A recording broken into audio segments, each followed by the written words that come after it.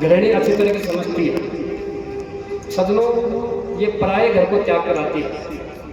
अपने जितनी भी सके सहेलियाँ होती हैं, प्यारे प्यारे परिवार के संबंधी होते हैं, कितना भरा पूरा परिवार, पूरा गांव छोड़ करके अकेली ससुराल आती है। और वो ससुराल वाले ऐसे खुश होते हैं 10 दिन तो बस पूछो मत कि हमारी लक्ष्मी आ गई। और फिर बाद में उस लक्ष्मी का क्या हाल करते हैं ससुराल वाले, ये शायद यहाँ सब बैठे होंगे, कैसे उस स्त्री को पोसते हैं। ये एक बार अपने बच्चे को भेज के देखिए,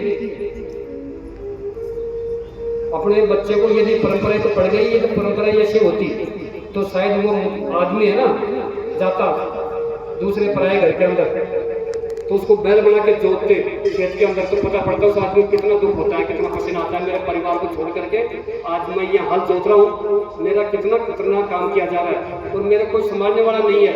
मेरे पापा भी नहीं देख रहे, मेरी मम्मी भी नहीं देख रहे, मेरे भाई बंधु भी नहीं देख रहे हैं, मेरी सखी सहेलियाँ भी, ये मेरे यार प्यारे दोस्त भी नहीं देख रहे, और मैं यहाँ पूरे गाँव को छोड़कर यहाँ फंस गया।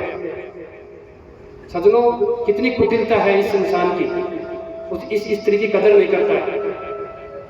और हमारे सनातन के अंदर स्त्री का पहला सम्मान होता है, और जहाँ स्त्री का सम्मान होता है वहाँ देवता वास करते हैं, ऐसा हमारे वेदों में और शास्त्रों में कहा गया है। ये कटु सत्य है।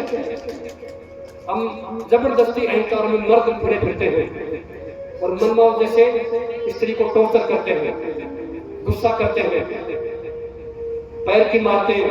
मैंने सब देखा है ये बचपन के अंदर, आस पड़ोस के अंदर होते हुए, और मुझे महसूस बहुत दुख होता है कि ये इंसान दुख पा रहा है तो अपने स्वयं के कर्म से दुख पा रहा है। भगवान के दिए हुए कर्म नहीं है, भगवान के कर्म दिए हुए होते तो आपको पशु योनि में भेजता। आप अच्छे कर्म करके आए थे, लेकिन यहाँ आकर के और गलत कर्म कर रहे हैं आप। इसका सम्मान करना चाहिए, अर्धांगिनी का विशेष दर्जा इसका आपके साथ में, इसके बिना आप बिल्कुल अधूरे हैं। ये प्रकृति का बहुत बड़ा अमूल्य तोहफा है और आप इसको इस तरीके से रखते हैं, ये आपकी बहुत बड़ी कमजोरी है या नामर्दी है। आप मर्द नहीं है, मर्द कभी स्त्री को कुछ कह नहीं सकता है। ये उस प्रकृति की एक अकल्पनीय कली है जो अपने को बस स्पर्श करना चाहिए और इसका ध्यान करना चाहिए, इसको सिक्योर करना चाहिए। इसकी कोई भी चीज की जरूरत पड़े तो हमें आधी रात में तैयार रहना चाहिए। तो ये भी आपके लिए जान दीजिए की गारंटी की बात है।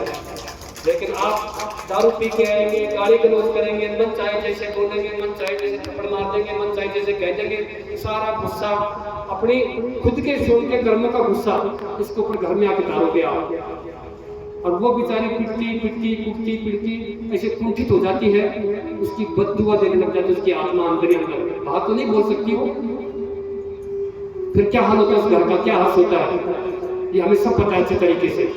हम सब गृहस्थी लोग हैं, लेकिन फिर भी समझने के लिए तैयार नहीं होते। फिर दुख का कारण सबसे बड़ा यही है। तो सजनों, ये बहुत बड़ी बात है। यदि कोई दारू त्याग के जाता है, ये मैंने बहुत पहले मेरे जितने भी यज्ञ हुए, बहुत माताएं आती थी कि महाराज जी हम भूखे रह लेंगे, हमारे तो आदमी की दारू छुड़ा दो, ये चाहे काम नहीं करे।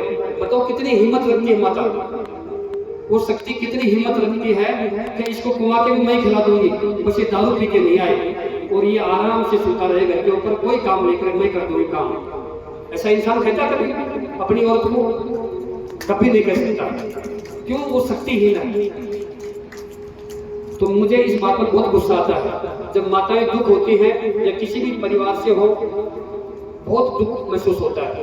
क्यों? आप हम सब ने इसके पेट से गर्भ लेकर के आए हैं, इसकी खेती से उपजे हमको 9 महीने पेट में रखी है ये,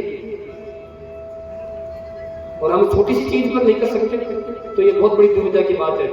इनको बिल्कुल भी एक वो नहीं होना चाहिए। ठीक है, बाकी जो कार्य है, आंखों की नजर है, कुछ कहना है, ये सब कह सकते हैं, लेकिन मारा कुटी पीटना ये बिल्कुल गलत है। तो बहुत धन्यवाद की बात है, आप छोड़ के जा रहे हो और एक शक्ति की आत्मा प्रसन्न हो रही है जो दुखी होती थी, तो कितने खुश होकर कब कार्य करेंगे।